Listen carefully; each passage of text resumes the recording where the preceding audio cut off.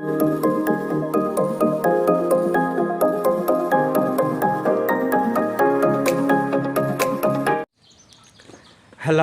and Assalamu alaikum. Good morning, viewers. Hopefully, you all are doing well. I am Nadeem here, and you are watching Physics with Fission Academy. So, once again, welcome you all here. And today we will discuss about the power dissipation. Last class में हमने electrical power को discuss किया था, लेकिन आज की जो हमारी टॉपिक है वो है पावर डिसिपेशन। पावर मींस जो इलेक्ट्रिकल एनर्जी हमारे हाउसेस, स्कूल्स, कॉलेजेस वगैरह को सप्लाई हो रही है, उससे कहते हैं इलेक्ट्रिकल पावर। अब आज की जो हमारी टॉपिक है that is power dissipation. Dissipation word की माने होती है पावर का खर्च, पावर का ज़ाया, ऐसे कह सकते हैं। तो देख लें टॉपिक को। तो पावर हमारा डिसिपेट कहाँ होता है, तो सबसे पहले डेफिनेशन को डिस्कस कर लेते हैं, फिर टॉपिक को ब्रीफली समझ लेते हैं। तो the rate at which electrical energy dissipated per unit time is called power dissipation. वो रेट जिस रेट पे हमारी इलेक्ट्रिकल एनर्जी डिसिपेट हो रही हो पर यूनिट टाइम, टाइम के हिसाब से हमारी इलेक्ट्रिकल एनर्जी जहाँ भी डिसिपेट हो रही होगी उसे हम क्या कहेंगे, पावर डिसिपेशन कहेंगे। यानी कि नीचे एक सर्किट बनाया है मैंने, आप उसे थोड़ा देख लें तो आप पावर डिसिपेशन को आसानी से समझ सकते हैं। अब इस सर्किट में हमने बैटरी का कनेक्शन दिया है। नॉर्मली जो इलेक्ट्रिकल पावर है वो सप्लाई होगी इस सर्किट के अंदर, यानी कि बैटरी के द्वारा इलेक्ट्रिकल पावर सप्लाई होगी। किसको सप्लाई होगी, आगे मैंने रजिस्टर लगाया है। तो register hindrance in the flow of electron, वो इलेक्ट्रिकल कंपोनेंट जो हिंड्रेंस यानी कि रुकावट बने किसी भी इलेक्ट्रिकल एनर्जी की, यानी कि चार्जेस में रिकॉर्ड बने तो उसे रजिस्टर कहते हैं। तो देखें, जब इलेक्ट्रिकल एनर्जी हम इस रजिस्टर को सप्लाई करेंगे तो रजिस्टर के अंदर जो एटम्स हैं वो फिक्स फॉर्म में हैं, और जो मूविंग चार्जेस हैं यानी कि फ्री ऑफ इलेक्ट्रॉन जो मूव करते आएंगे वो क्या करेंगे, अपनी एनर्जी जो है वो ट्रांसफ़र करेंगे फ्री ऑफ एटम्स में, यानी कि जो एनर्जी अपनी एनर्जी लॉस करके और रेजिस्टेंस के एटम्स को वो एनर्जी गेन करवाएंगे। तो यहाँ क्या होगा, पावर की डिसिपेशन होगी, यानी कि हमने एनर्जी सप्लाई की और वो एनर्जी किसको मिली, रेजिस्टर को मिली। रेजिस्टर के अंदर क्या है, फ्री ऑफ, यानी कि फिक्स एटम्स हैं। फिक्स एटम्स क्या करेंगे, उन मूविंग चार्जेस की में जो एनर्जी है वो एनर्जी खुद गेन कर लेंगे और उनकी एनर्जी लॉस करवा लेंगे। तो यहाँ जो है एक्चुअली पावर की डिसिपेशन होगी। नॉर्मली इलेक्ट्रिकल बल्ब्स में भी ऐसे होता है, जब हम इलेक्ट्रिकल एनर्जी इलेक्ट्रिक बल्ब को सप्लाई करते हैं तो जो एनर्जी इलेक्ट्रिकल एनर्जी हम सप्लाई करते हैं तो बल्ब के अंदर होता क्या है, रेजिस्टिव वो कंपोनेंट है बल्ब, तो वो एनर्जी को दो फॉर्म में कन्वर्ट करता है।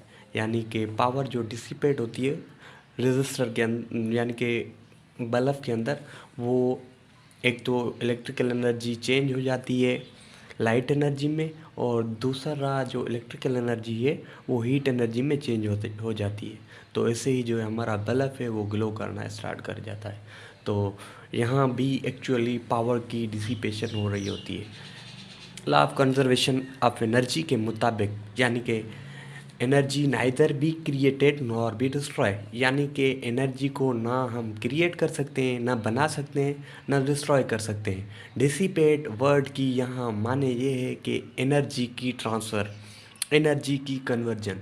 तो यहाँ एक्चुअली एनर्जी की कन्वर्जन हो रही है, ना कि एनर्जी की वेस्ट। तो एनर्जी बिरानी थोड़ी है जो आप बना लें या डिस्ट्रॉय कर लें।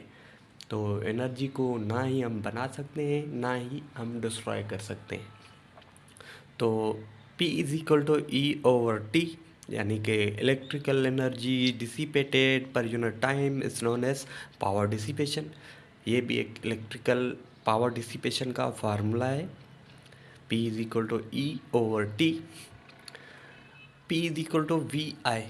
अब ये फार्मूला कहाँ से आया? अगर आपने ये वीडियो हमारी नहीं देखी तो हमारे चैनल पे जाके प्रीवियस वीडियो देखेंगे, जहाँ पे इलेक्ट्रिकल पावर की इक्वेशन हम जो है ब्रीफली ड्राइव करके आए थे।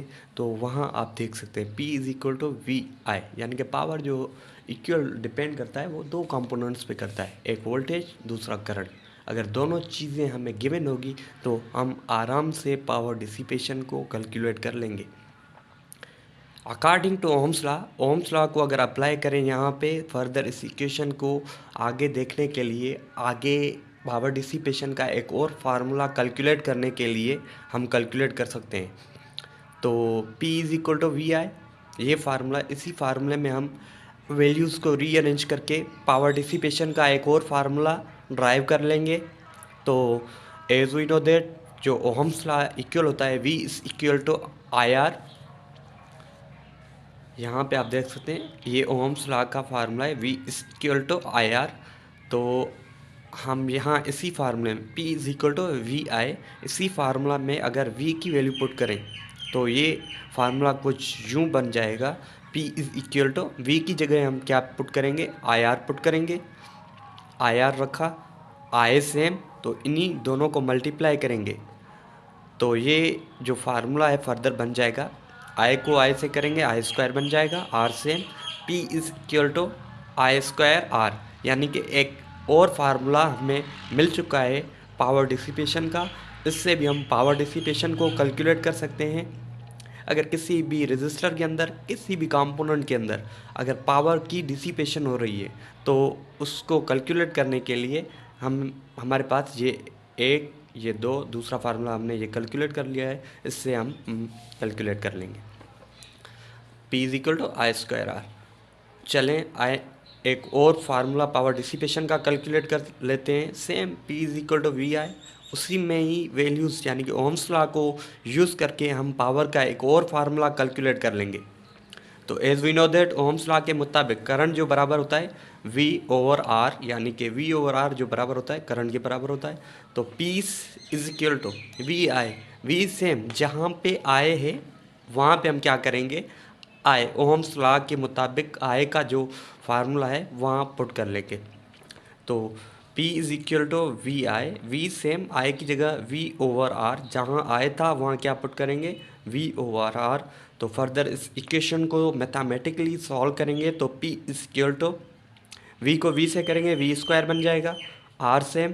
तो पावर डिसिपेशन का एक और फार्मूला कैलकुलेट हो चुका है, that is P is equal to V square R। यानी कि इस फार्मूला से भी हम पावर डिसिपेशन को कैलकुलेट कर सकते हैं। अगर हमें क्या गिवन हो, वोल्टेज गिवन हो और रेजिस्टर गिवन हो तो हम पावर डिसिपेशन कैलकुलेट कर सकते हैं। ये था हमारा पावर डिसिपेशन। होपफुली आप सबको पावर डिसिपेशन का कॉन्सेप्ट आ चुका होगा। अब आगे चलते हैं, एनर्जी इन रेजिस्टर। अगर एनर्जी इन रेजिस्टर में हमें मालूम करनी हो तो कितनी एनर्जी जो है रेजिस्टर में डिसिपेट हुई है, तो उसी के लिए फार्मूला है energy is equal to power multiply time. यानी कि ऐसे कह सकते हैं जो एनर्जी इन रेजिस्टर है, यानी कि नॉर्मल हीट एनर्जी जो होती है वो प्रोडक्ट होती है पावर और टाइम की। अगर यहाँ से हम यानी कि ये चीज़ आई कहाँ से, ये चीज़ कहाँ से आई, ये आई पावर डिसिपेशन के फार्मूला से, P is equal to E over T. अब यहाँ पे T क्या कर रही है, यानी कि डिवाइड में उस इक्वल के साइड पे शिफ्ट होगी तो क्या क्या हो जाएगा फार्मूला हमारे पास, E is equal to P T, यानी कि power multiplication time is equal to energy in resistor. तो यहाँ से जो एनर्जी इन रजिस्टर है वो हमने कैलकुलेट कर ली है, that is equal to E equal to P T. यानी कि जो एनर्जी इन रजिस्टर में है वो इक्वल होती है product of power and time. यहाँ से हम आसानी से एनर्जी इन रजिस्टर कैलकुलेट कर सकते हैं। इसी इक्वेशन को अगर फर्दर हम डिस्कस कर लें, अगर फर्दर देख लें तो ये इक्वेशन फर्दर ऐसे बन जाएगी, E इज इक्वल टू, अब पावर का हमने फार्मूला तो पीछे पढ़ के आए, पावर जो बराबर होता है वी आई के बराबर होता है। तो जहाँ पे पावर है वहाँ हम पावर का फार्मूला पुट कर लेंगे।